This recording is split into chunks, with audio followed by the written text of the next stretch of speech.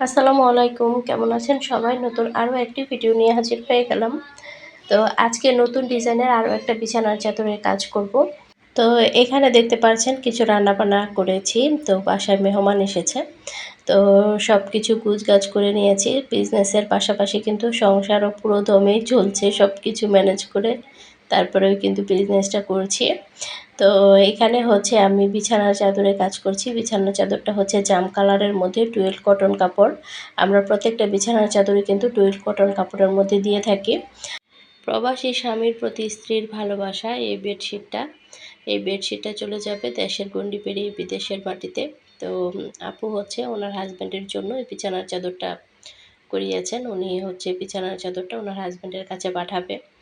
তো আপু হচ্ছে চাদরটা সিঙ্গেল নিয়েছে, যেহেতু ভাইয়া বিদেশে একাই থাকে, সেজন্য সিঙ্গেল বিছানার চাদরটাই নিয়েছে। আর বালিশের কভার একটাই ছিল।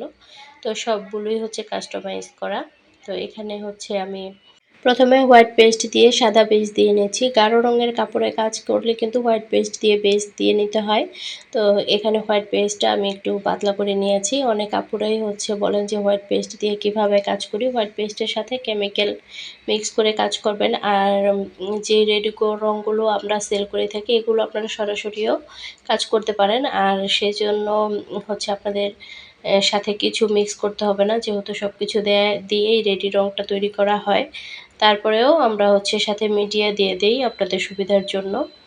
তো আপনারা সাথে চাইলে মিডিয়া মিক্স করে কাজ করে নিতে পারেন।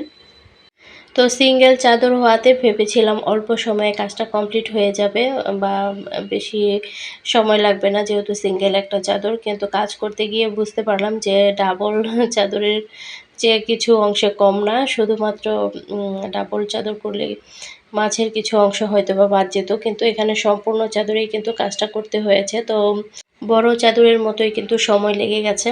আর এখানে হচ্ছে গাঢ় রঙের কাপড়ে যখন কাজ করা হয় দেখা যায় একবার হোয়াইট পেস্ট দিলে সেটা যখন রঙটা শুকিয়ে যায় তখন হালকা হয়ে যায় একদম। তো উপরে হচ্ছে আবারও রঙটা ব্রাশ করে নিতে হয়। তো এই কাজগুলো যখন করি আমার মেয়ে মাঝে মাঝে আমাকে জিজ্ঞেস করে যে আমি বিরক্ত হয়ে যাই কিনা। আসলে এই কাজগুলো মনে হয় না আমার কখনো বিরক্তি আসবে। আমার খুবই ভালো লাগা থেকে ভালো লাগা নিয়েই হচ্ছে আমি এই কাজগুলো করে থাকি।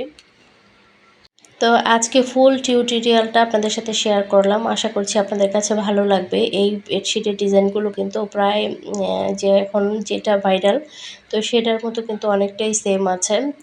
তো কাজটা কমপ্লিট করে নিয়েছি। কেমন লেগেছে সবাই কিন্তু আপনাদের মূল্যবান মতামত জানাতে ভুলবেন না। অবশ্যই কমেন্ট করে দিবেন, একটা লাইক করে দিবেন। চ্যানেলে নতুন হয়ে থাকলে চ্যানেলটিকে সাবস্ক্রাইব করে আমার সাথেই থেকে যাবেন আশা করছি। তো এই তো ফাইনাল লুক। আর আমার বাসায় যেহেতু সিঙ্গেল কোনো বেড নাই, মানে সিঙ্গেল কোনো খাট নাই, সেজন্য আমি নিচে রেখেই এটা একটু ফটোশ্যুট করে নিলাম পেজের জন্য, যেহেতু ভিডিও রিলসের আমরা আপলোড করে থাকি। তো আপনারা কিন্তু চাইলে আমাদের ফেসবুক পেজটাকে ভিজিট করে আসতে পারবেন। রঙের ছোঁয়া আমাদের নতুন ফেসবুক পেজ।